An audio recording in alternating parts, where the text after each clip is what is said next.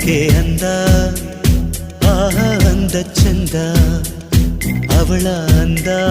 ಒಳಗೆ ಅಡಗಿರೋದ್ರಿಂದ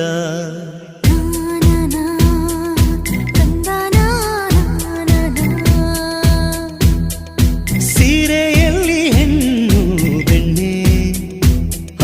ಬೆಣ್ಣೆಯಂತೆ ಕರಗಿ ಹೋಗೋ ಆ ಹೃದಯದಂತೆ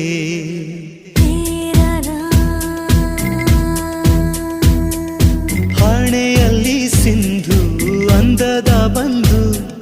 ಕಣ್ಣಲ್ಲಿ ಕಾಡಿಗೆ ರುಚಿಯಾದ ಅಡಿಗೆ ತಿಂದು ದೇಗೋ ಹೃದಯಕ್ಕೆ ಹೆಣ್ಣಿನ ಅಂದವೇ ಮದುವೆಯ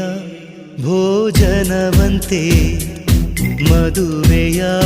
ಭೋಜನವಂತೆ